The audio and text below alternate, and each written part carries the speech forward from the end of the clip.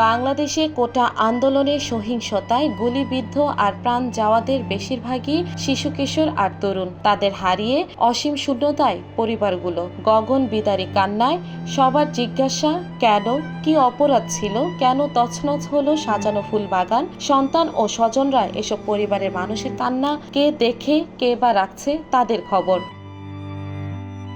কোটা আন্দোলনকে কেন্দ্র করে শুরু হওয়া সংঘর্ষে ১৯ জুলাই মোহাম্মদপুরে গুলিবিদ্ধ হয়ে মারা গেছেন ১৯ বছরের মাহমুদুর রহমান সৈকত। ২৬ জুলাই সৈকতের স্মরণে মহল্লা ভিত্তিক সংগঠন শৈশব মেলা বাংলাদেশের পক্ষ থেকে শোক ব্যানার লাগায় বাসার দেয়ালে।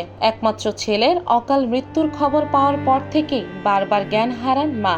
সদ্য এইচএসসি পাশ করা সৈকতের ইচ্ছা ছিল কম্পিউটার ইঞ্জিনিয়ারিংয়ে পড়া, কিন্তু তার হয়ে উঠল না। ইচ্ছা ছিল পরিবারের দায়িত্ব নিয়ে বাবাকে মুক্তি দেবে আর মাকে দেবে বাড়ি। একই দিনে মিরপুর ১৪তে এক বাসার ভেতর খেলছিল শিশু সাফকাত সামির। সন্ধ্যায় গুলি শব্দ পেয়ে শিশুটির চাচা ১৭ বছরের মশিউর জানালা বন্ধ করতে আসলে হঠাৎ একটি গুলি জানালা দিয়ে এসে তার কাঁধের মাংস ভেদ করে বেরিয়ে শিশু সাফকাত সামিরের চোখে লাগে। শিশুটিকে হাসপাতালে নিয়ে গেলে তাকে মৃত ঘোষণা করা হয়। পরিবার কোনোভাবেই বুঝতে পারছে না যে বাসাটি মূল সড়ক থেকে বেশ ভেতরে, তাহলে সেখানে গুলি কিভাবে আসলো। রাজধানী ঢাকার উত্তরায় একটি বাসায় ভাড়া থাকতেন গোলাম মোস্তফা দেওয়ানের স্ত্রী আইনুন নাহার এবং মেয়ে নাইমা সুলতানা। ১৯ জুলাই তাদের বাসার সামনের রাস্তায় কোটা বিরোধী আন্দোলনের কর্মসূচি চলছিল। সেখানেই পরে ধাওয়া পাল্টা ধাওয়া ও গোলাগুলি শুরু হয়, আর তা দেখতেই বারান্দায় যায় ১৬ বছরের নাইমা ও তার মা।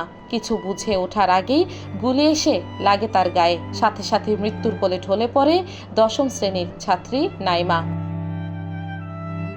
ঘরের প্রতিটি কোনায় কোনায় ছেলের স্মৃতি। আর বাবা তোমার বুকেই থাকবো আমি, কথাটি বারবার প্রতিধ্বনি হচ্ছে গুলিতে প্রাণ হারানো শিশু আহাদের বাবা আবুল হাসনাত শান্তর। শিশু আহাদের প্রাণটা ঝরেছিল তার বাবা মায়ের কোলে। গ্রামের বাড়িতে আহাদকে ওই ঘরেই ফিরেছেন বাবা শান্ত। আহাদ বলছিল, আব্বু তোমার বুকে শুয়ে থাকতে ভালো লাগে। যখন অফিসে যাচ্ছিলাম ছেলে বলছিল, আব্বু যেও না, তোমার বুকে শুয়ে থাকবো। কে জানতো এইটাই হবে ছেলের শেষ কথা।